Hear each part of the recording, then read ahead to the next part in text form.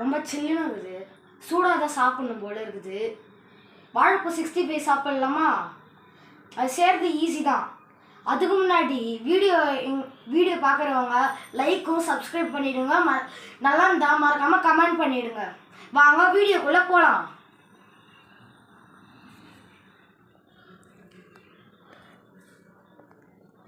Friends, நீங்கள் ஒரு cup cornflour மாவு போட்டுக்கோங்க.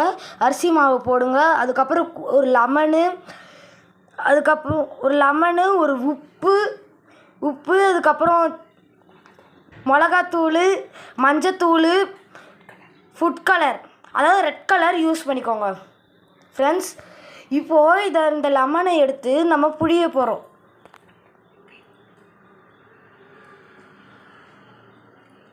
நல்லா மொத்தமாக புழிஞ்சிக்கோங்க. உங்களுக்கு தேவைன்னா முழு லெமன் கூட புளிப்பாக போடணுன்னா போட்டுக்கலாம். அதில் இருக்கிற விதையெல்லாம் எடுத்துருங்க.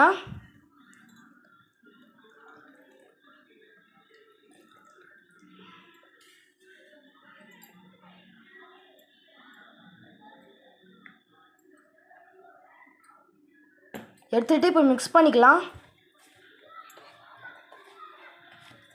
அப்படியே ஸ்டாப் பண்ணுவோம். ஃப்ரெண்ட்ஸ், தோசை மாவு அளவுக்கு பதத்துக்கு கலந்துக்கோங்க. நல்லா மிக்ஸ் பண்ணிக்கோங்க. இந்த பதத்துக்கு வந்தால் தான் இஞ்சி பூண்டு பேஸ்ட்டே போடணும். ஃப்ரெண்ட்ஸ், போடலாம். அப்படியே மிக்ஸ் பண்ணுங்கள்.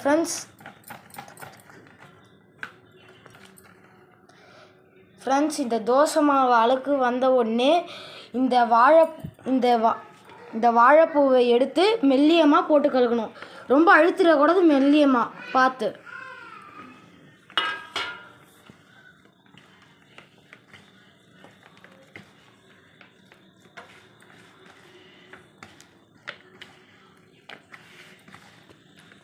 ஃப்ரெண்ட்ஸ், மெல்லியமாக.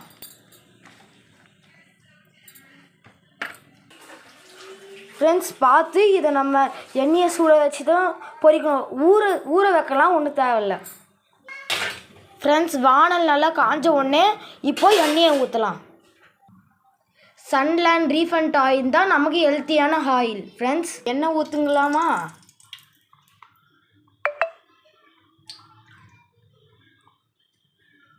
வானலை நல்லா அது காயட்டும். ஃப்ரெண்ட்ஸ், அம்மாவுக்கு நிறைய ஃபுட்டு டிஷ்ஷும் எல்லாமே தெரியும். ஆனால் வீடியோ போட தான் டைம் இல்லை. எண்ணெய் நல்லா காஞ்சிருச்சு. இப்போது நீங்கள் வாழைப்பூ 65 பண்ணுறதுக்கு எடுத்து போடுங்களாம்.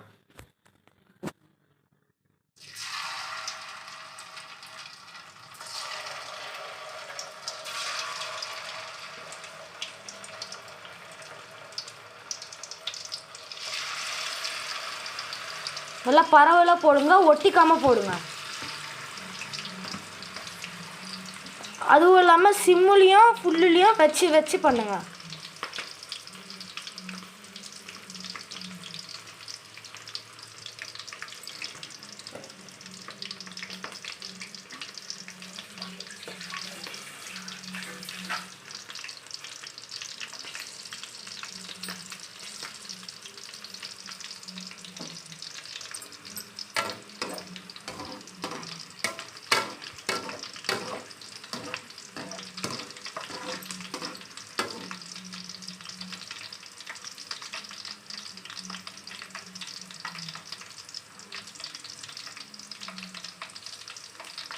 நல்லா முருவலாக ஆகணும்.